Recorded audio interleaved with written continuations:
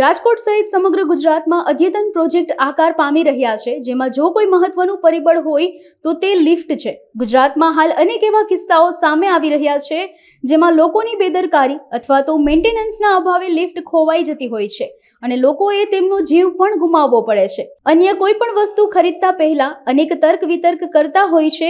એટલું જ નહીં, જે તે વસ્તુ અંગેની સંપૂર્ણ માહિતી પણ એકત્રિત કરે છે અને પછી જ તે વસ્તુની ખરીદી કરે છે. અરે લિફ્ટ પણ એક એવું જ માધ્યમ છે કે જેની ઓળખ કરવી ખૂબ જ જરૂરી છે અને સમયાંતરે તેનું યોગ્ય મેન્ટેનન્સ કરવું પણ એટલું જ આવશ્યક છે. ત્યારે અબતક દ્વારા આ અંગે એક વિશેષ અહેવાલ તૈયાર કરવામાં આવ્યો છે, જેમાં રાજકોટના પ્રતિષ્ઠિત રિયલ એસ્ટેટ ડેવલપર તથા લિફ્ટ ઉત્પાદક સાથે વાતચીત કરવામાં આવી હતી. લિફ્ટ છે એ one of the vital part છે. કોઈ પણ બિલ્ડિંગ કન્સ્ટ્રક્શન કરતા હોય તો એની અંદર કસ્ટમરને જ્યારે રહેવા આવે ત્યારે એક લિફ્ટ, એક પાણી, ઇલેક્ટ્રિસિટી, આ જે બેઝિક સર્વિસીસ છે ને એનું મહત્ત્વ વધારે હોય. એની અંદર નાના મોટા ઇસ્યુ આવે તો એમાં લોકોની હેરાનગતિ પણ વધારે હોય. ઘણી વખત શરૂઆતમાં એટલે ટીધિંગ જે ઇસ્યુઝ આવતા હોય એવા હોય કે ભાઈ શરૂઆતમાં કોઈ પ્રોજેક્ટ જ્યારે આપણે સોંપીએ ત્યારે એમાં સેફ્ટી ફીચર્સ જે આપણે બધા આપ્યા હોય એમાં ક્રાઇટેરિયા થોડા ટાઈટ હોય. તેને ઘણી વખત દાખલા તરીકે લિફ્ટ ટ્રીપ થઈ ગઈ, કોઈ કારણથી સ્પાઇક આવ્યું, કોઈ ઓવરલોડ છે, કસ્ટમર હજી ક્યારેક એનાથી ખ્યાલ ન હોય ને એટલે આ તો ઊભી રહી જાય છે લિફ્ટ, કોઈ કારણ છે એના માટેની સેફ્ટી ફીચર્સ છે એટલે એવું હોય. બીજું લિફ્ટની અંદર અત્યારે એટલું બધું ઇમ્પ્રોવાઇઝન આવ્યું છે, નવી વસ્તુઓ આવી છે, નવી નવી ટેકનોલોજી આવી છે, ઇમ્પોર્ટેડ મશીન્સ, એટલે એમાં ઘણું બધું ચેન્જીસ છે. નવી જે આ લિફ્ટો અત્યારે છે એ સ્મૂથ સ્ટાર્ટ, સ્મૂથ સ્ટોપ આવે, પછી એની સ્પીડ છે અપ ટુ 2 મીટર સુધી રાજકોટમાં લિફ્ટો નખાણી છે, પર સેકન્ડ 2 મીટરની ટ્રાવેલિંગ સ્પીડની. એટલે એ બધી વસ્તુ ઘણી બધી એમાં આવી છે. એટલે એમાં તો ગવર્મેન્ટે બહુ ટાઈટ છે. અત્યારે જે લિફ્ટના લાઇસન્સ અપાય છે એમાં બધા જ પેરામીટર્સ ચેક થાય છે. ઘણી બધી વસ્તુ એ લોકો જોયા વગર નથી કરતા, આપતા જ નથી. જે કાંઈ ઇસ્યુ હું સમજું છું ત્યાં સુધી જે કાંઈ છે આવે છે ને એ જૂની લિફ્ટો હશે, જેનું લાઇસન્સ જૂનું હોય એટલે એની અંદર ફરજિયાત આપવું પડતું હોય, અમુક ક્રાઇટેરિયામાં મેન્ટેન ના થતા હોય. સપોઝ 8 પેસેન્જર લિફ્ટ છે તો ભાઈ એનું ઓપનિંગ છે 800 મીટરથી નાનું જ ના ચાલે. અત્યારે તો અમે બધું ઓટોમેટિક કરી નાખ્યું, સ્ટીલ ડોર ને બધા આવે છે એની અંદર.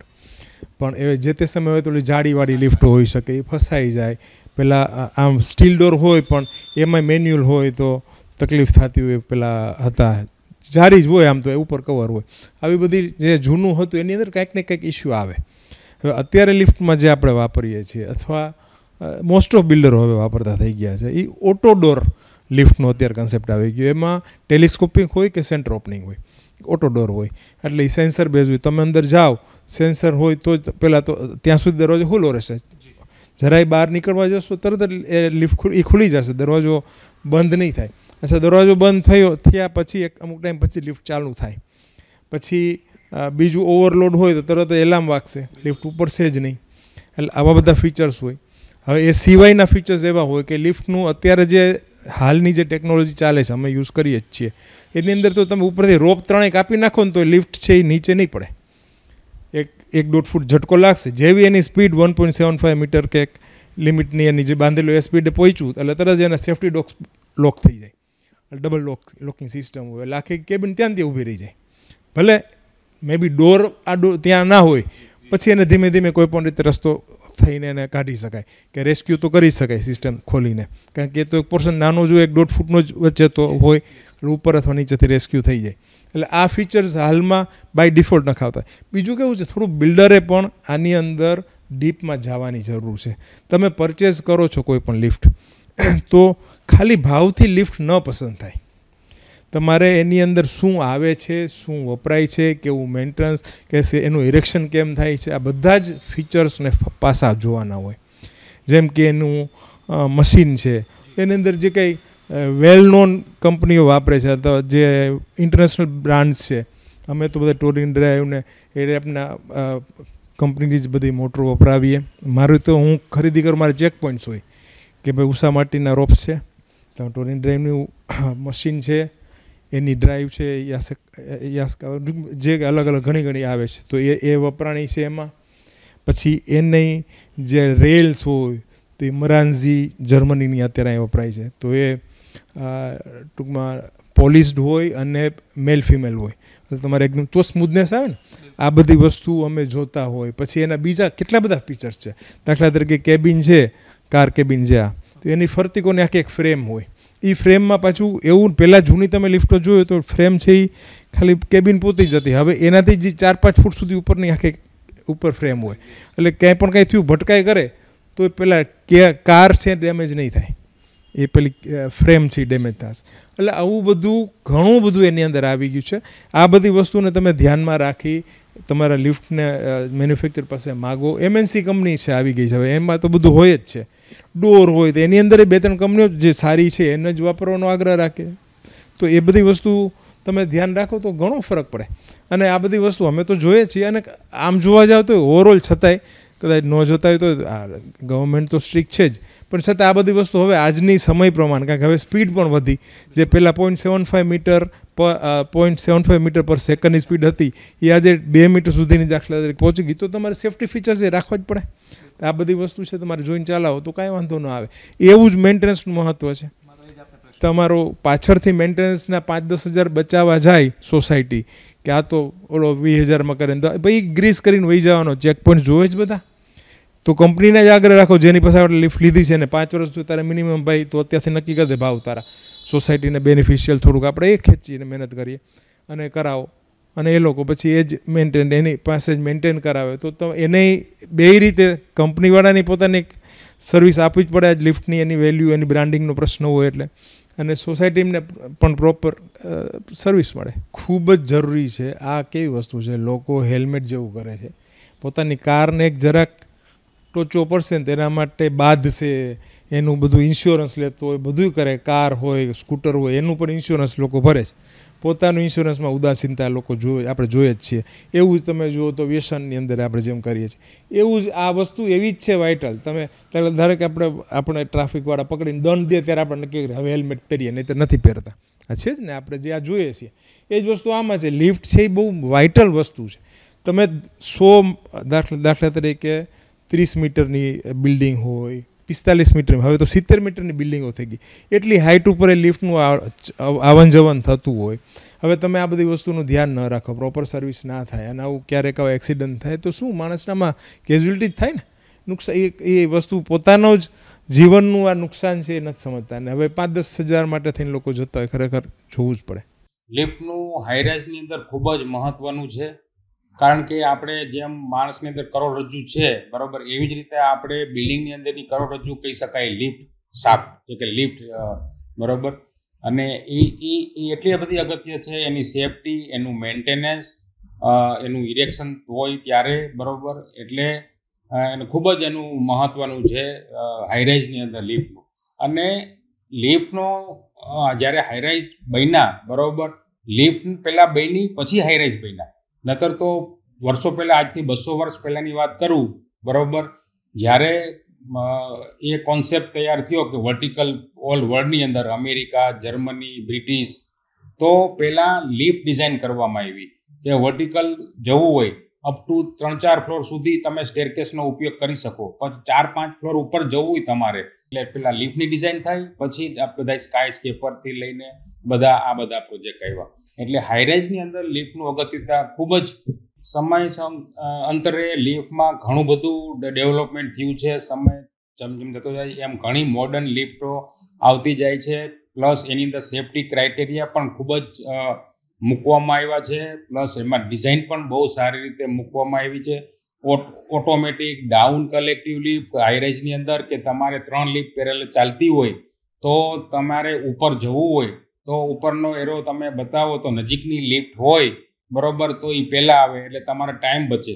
બીજા નંબરમાં તમારે પાવર પણ બચે. એટલે અત્યારની જે લિફ્ટ હાઈરાઇઝમાં લગાડવામાં આવે છે અમારા બધા પ્રોજેક્ટમાં, totally auto door, safety, security, બધા inputs, designer lift, high speed lift, જેને કે 2 મીટર પર આપણે આજે ઓર્બિટને ટ્વિન ટાવરમાં આપણે 70 મીટર હાઇટમાં મૂકી છે. પ્લસ 40 સ્ટોરી બિલ્ડિંગની અંદર પણ એક બહુ નેક્સ્ટ લેવલની લિફ્ટ એમાં આપણે પ્લાનિંગમાં લીધું જ છે. અને ડિફરન્ટ ટાઈપની બહારની કંપનીઓ ઇન્ડિયામાં બહુ સારી રીતે લિફ્ટનું ઇરેક્શનથી માંડીને કરે છે કામ. એટલે બહુ સારા હાઈરેજમાં સારી ક્વોલિટીની અત્યારે લિફ્ટ માર્કેટમાં અવેલેબલ છે. આ બહુ તમે મુદ્દાની વાત કરી કે જ્યારે બિલ્ડર તો જ્યારે બનાવતા હોય ત્યારે તો એક પ્રોપર લાયસન્સ લઈ સારી બ્રાન્ડની લિફ્ટ સોસાયટીને હેન્ડઓવર કરતા હોય છે ઓનરને, બરાબર. ત્યાર પછી વખતો વખત એનું મેન્ટેનન્સ થવું જોઈએ, બરાબર. એનું લાયસન્સ પણ બિલ્ડરો મેળવી અને ઓનરને આપતા હોય છે સોસાયટીવાળાને. જેમ આપણે ફાયરની સેફટી માટે કેવી રીતના આપણે રિન્યૂ કરતા હોય એમ લિફ્ટનું વર્ષો-વર્ષ મેન્ટેનન્સથી લઈને રિન્યૂ કરવું જોઈએ. અને હું ખાસ આ માધ્યમથી ધ્યાન ઉપર મૂકીશ કે ઘણા બધા બિલ્ડિંગ જે જૂના બિલ્ડિંગ છે એમાં લિફ્ટનું સોસાયટીવાળા મેન્ટેનન્સ નથી કરતા, એટલે અવારનવાર એક્સિડન્ટ બનતા હોય છે. એટલે હું ખાસ એ લોકોને ધ્યાન ઉપર મૂકું છું કે ભાઈ તમારે બીજી 2-3 વસ્તુ કદાચ એમ્યુનિટીઝમાં ઓછી હશે કે ઓછું મેન્ટેનન્સ થતું હશે તો ચાલશે, પણ લિફ્ટની અંદર ખૂબ જ મેન્ટેનન્સ જરૂરી છે અને એનું લાયસન્સ લેવું પણ જરૂરી છે. આ જ માધ્યમથી હું બિલ્ડરને પણ ધ્યાન ઉપર મૂકીશ કે તમારે સારી બ્રાન્ડની સારી ક્વોલિટીની લિફ્ટ આપવી અને એનું મેન્ટેનન્સ કરવુંથી માંડીને એ સોસાયટીવાળાને પણ સમજાવવું કે જેથી કરીને ફ્યુચરમાં એમાં એક્સિડન્ટ ના થાય.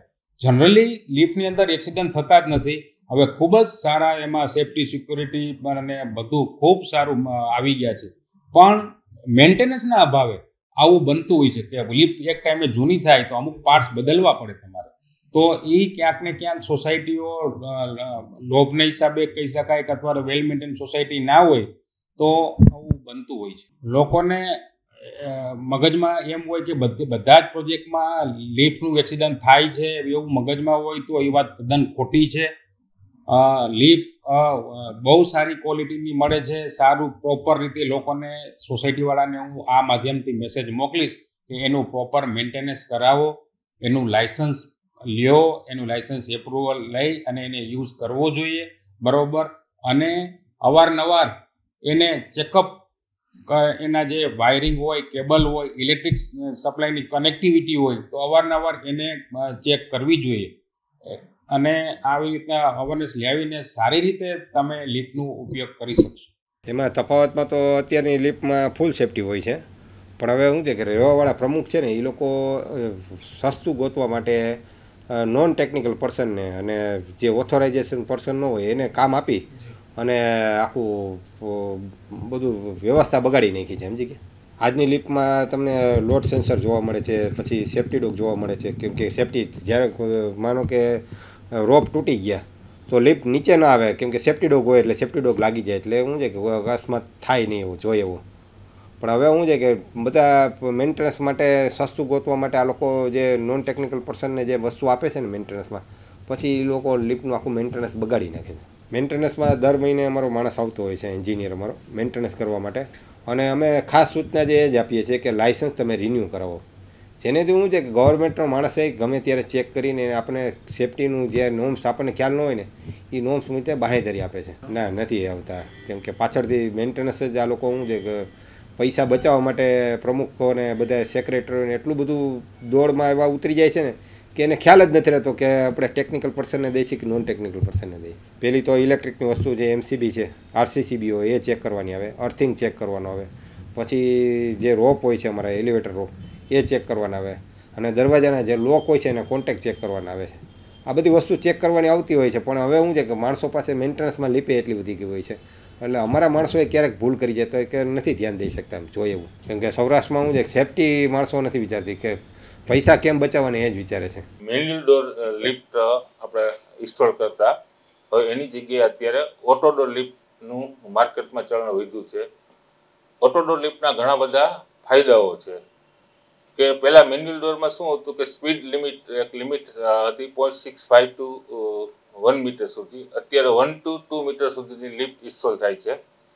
પહેલાં કોલેપ્સિબલ ગેટ હતા એટલે લોકોના હાથ અંદર ફસાઈ જવાના, બાળકો રમતા હોય પેસેજમાં તો એનો હાથ અંદર આવી જવાના, લિફ્ટની કોઈ એટલી બધી કેર નહોતા કરતા અને એના લીધે એક્સિડન્ટ વધતા હતા. તો પહેલાં આપણે ગેર્ડ લિફ્ટ અત્યારે લગાવવાનું ઘણા બધા બિલ્ડરો માને છે કે ગેરલેસ લિફ્ટ લગાવવી જોઈએ. પહેલાં ગેર લિફ્ટ લાગતી હતી, તો ગેર લિફ્ટના ઘણા બધા ફાયદાઓ છે. તો તો એક તો ગેરલેસ લિફ્ટમાં આપણને સ્મૂથનેસ સારી મળે છે, સ્પીડ આપણે કંટ્રોલ કરી શકીએ છીએ, એની જગ્યાએ એનું મેન્ટેનન્સ બી ઘણું બધું ઓછું આવે છે. બીજો મેઇન ફાયદો જોઈએ તો આપણે એમાં પાવર સેવિંગ એનર્જી 40% જેવું આપણને મોર પાવર સેવિંગ મળે છે અને સ્મૂથનેસ બી મળે છે. તો આ બધા અત્યારના લેટેસ્ટ લિફ્ટના ફાયદાઓ છે. લિફ્ટ એક વખત ઇન્સ્ટોલ થયા પછી વર્ટિકલ વ્હીકલ છે.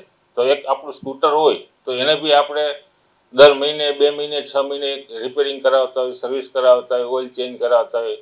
તો લિફ્ટ પણ એક વર્ટિકલ વ્હીકલ જ છે. તો એને બી સરસ રીતે મેન્ટેનન્સ કરવું જોઈએ. મેન્ટેનન્સમાં જેમ કે એઆરડી સિસ્ટમ ઓકે છે કે નહીં, સેફટી વાઇઝ બધી લિફ્ટ ઓકે છે કે નહીં, અને ખાસ કરીને જે લિફ્ટ કંપની ઇન્સ્ટોલ કરી હોય એ જ કંપનીને લિફ્ટનું મેન્ટેનન્સ આપવું જોઈએ, જેથી કરીને કે પોતાની રેપ્યુટેશન માટે અને બિલ્ડરની રેપ્યુટેશન માટે એ લિફ્ટની જાળવણી યોગ્ય રીતે થાય અને યોગ્ય એનું મેન્ટેનન્સ થાય.